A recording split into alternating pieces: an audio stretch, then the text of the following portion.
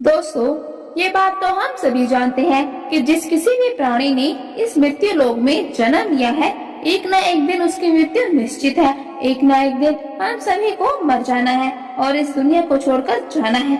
लेकिन क्या आप जानते हैं कि मरने के बाद आत्मा का क्या होता है?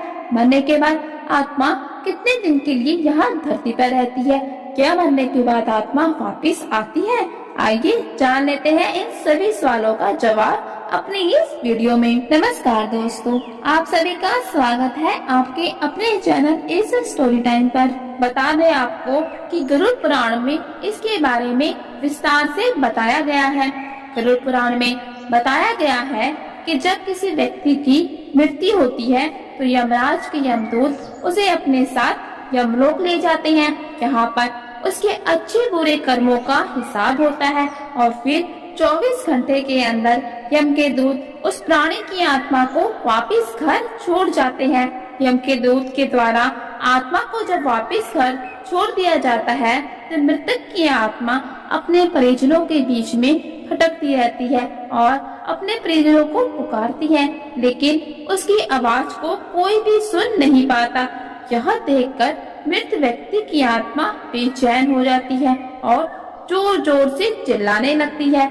इसके बाद आत्मा अपने शरीर के अंदर प्रवेश करने की कोशिश करती है, लेकिन यमदूत के पास बंदिश होने के कारण वह मृत शरीर में प्रवेश नहीं कर पाती।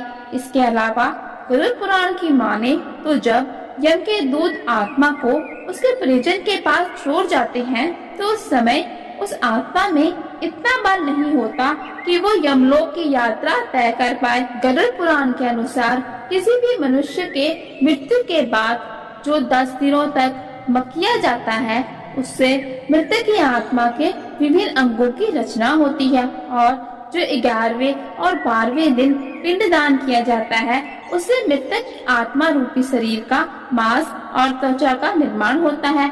13वें दिन 13वीं की जाती है। उस दिन मृतक के नाम का पिंडदान किया जाता है। उसी से वो यमलोक तक की यात्रा तय कर पाता है।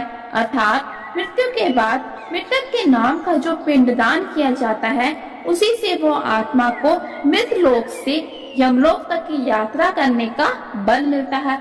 इसीलिए गरुड़ पुराण में बताया गया है, जब किसी मनुष्य की मृत्यु हो जाती है तो उसकी आत्मा 13 दिनों तक अपने प्रियजन के पास घर में भटकती रहती है और उसके बाद आत्मा मृत लोक से यमलोक की ओर निकल पड़ती है, जिसे पूरा करने के लिए उसे 12 महीने यानी कि 1 साल का वक्त लगता है।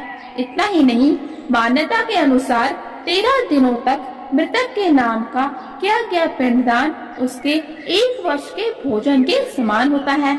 इसके अलावा दोस्तों, एक सवाल आपके मन में ये भी आ रहा होगा कि अगर पिंडदान ना किया जाए तो क्या होगा? बता दें आपको कि इसका भी वर्णन गरुड़ पुराण में किया गया है। जी हाँ, जिस मृत व्यक्ति का पिंडदान नहीं किया जाता, यमदूत उसे 13वें दिन जबरदस्ती घसीटते हुए यमलोक की ओर ले जाते हैं और मृतक व्यक्ति की आत्मा को इस दौरान बहुत ही कष्ट होता है। इसीलिए हिंदू धर्म में मनुष्य की मृत्यु के 13 दिन तक पिंडदान करना आवश्यक माना गया है। इसके अलावा आपको बता दें कि 13वें दिन परिजनों के द्वारा मृतक व्यक्ति के नाम से जो भी भोज करवाया जाता है, अगर वह कर्ज लेकर किया जाए तो मृत व्यक्ति की आत्मा को शांति नहीं मिलती। इतना ही नहीं, गरुड़ पुराण में यह भी बताया गया है कि व्यक्ति जीवित रहते हुए अच्छे कर्म करता है, मृत्यु के बाद उसकी आत्मा को यात्रा के दौरान यमदूत कोई कष्ट नहीं देते और जो व्यक्ति बुरे कर्म करता है, उसकी आत्मा को यमदूत यात्रा के दौरान यातनाएं देते हैं और आत्मा को कई कष्ट भोगने पड़ते हैं।